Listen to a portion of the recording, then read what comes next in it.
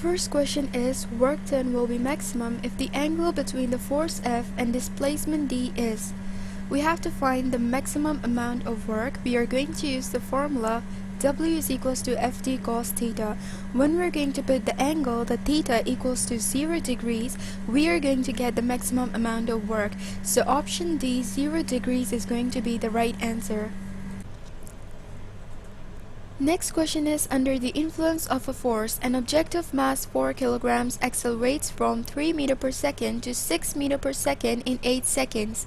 4 kilogram is the mass given, 3 meter per second is the initial velocity, and 6 meter per second is the final velocity. 8 seconds is the time given. How much work was done on the object during this time? We have to find the amount of work done. The formula that we're going to use is W is equals to half into m into final velocity square minus initial velocity square. We are going to do the calculations. The values are given in the statement above, and our final answer is going to be 54 joules, option B. Next question is, a 500 grams ball is thrown vertically upward with kinetic energy of 58.8 joules. The kinetic energy is reduced to half at a height of dash meter above point of projections. So the 500 grams given, we're going to change it into kilograms first of all. 58.8 joules is given, which is the amount of kinetic energy. So the formula which we're going to use is gain in potential energy is equals to loss in kinetic energy. The formula for potential energy is mgh. Kinetic energy, we're going to write kinetic energy divided by 2 as it's reducing into half. So we're just going to calculate the values. H is going to be separated as we have to find the height. So our full and final answer is going to be 6 meter, option D. Next question is, which of the following types of forces does not work on the particle when it acts on it? So option D is the right answer, that is the centripetal force. Centripetal force does not work. The reason is that because centripetal force is perpendicular to its displacement. So option D is going to be the right answer. Next question is, if a body of mass of 2 kg is raised vertically through 2 meter, then the work done will be. Mass is given 2 kg, height is given 2 meter, the gravity is constant always, which is equals to 9.8. So the formula which we're going to use is W is equals to mgh. All the values are given, you just have to put it, calculate it, and the full and final answer you're going to get is going to be 39.2 joules, option C. Next question is, an elevator weighing 3.5 into 10 raised to power 6 Newton is raised to a height of 1000 meter in the absence of friction. The work done is, we have to find the work done. The formula which we're going to use is W is equals to mgh. Mass is given, gravity is constant, height is given. You're just going to put the values and we're going to get our full and final answer, that is option D, 3.5 into 10 raised to power 9 joules. Next question is, the average and instantaneous power becomes equal only if the work is done at. The answer is option C, uniform rate, because at uniform rate the average and instantaneous values are equal. So option C is going to be the right answer. Next question is, the relation between horsepower and watt is. It's a general question whose answer is going to be option B, that is 1 horsepower is equals to 746 watts. Next question is, if the water falls from a dam into a turbine wheel 19.6 meter below, then the velocity of water at the turbine is.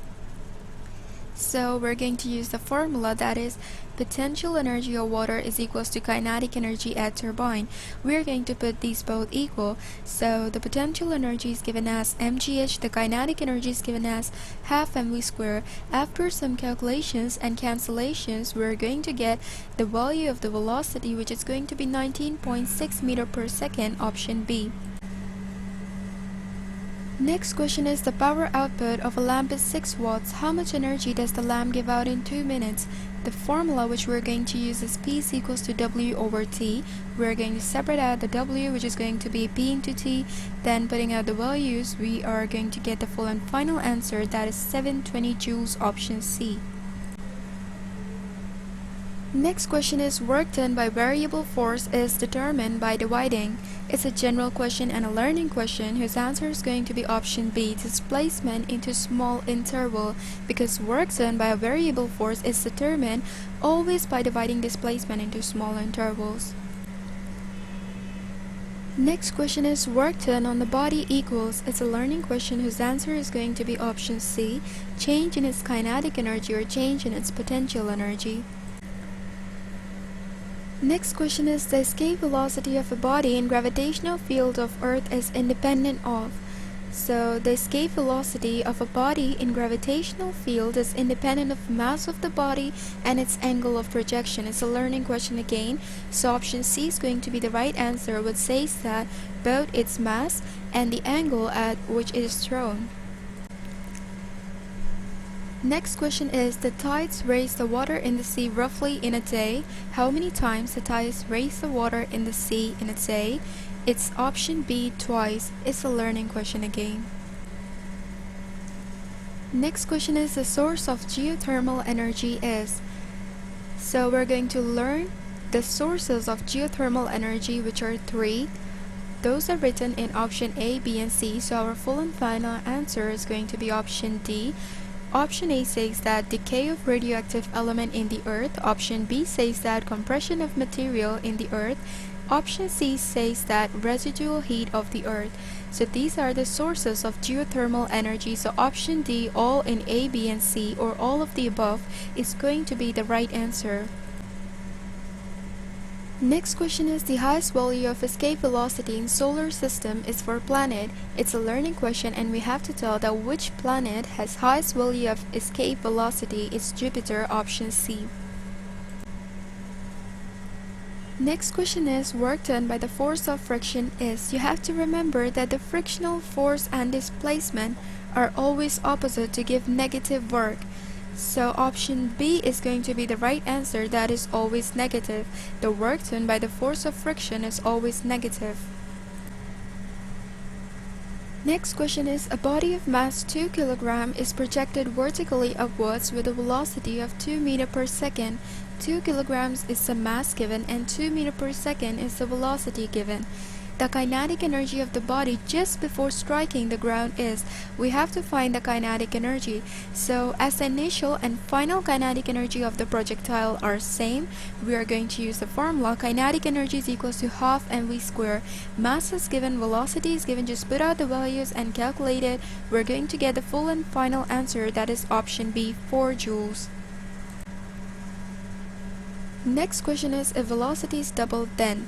So we have to find out when the velocity is double what will happen. So before pointing out the answer, you have to write first two formulas, that is P is equals to mv and kinetic energy is equals to half mv squared.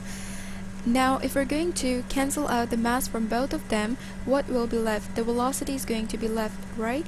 So momentum is going to be directly proportional to the velocity, but the kinetic energy is going to be directly proportional to the square of the velocity. So due to these reasons, when the velocity is doubled, the momentum will also be doubled and kinetic energy will become 4 times. So option D, which says that momentum increases to 2 times and kinetic energy increases to 4 times, is going to be the right answer.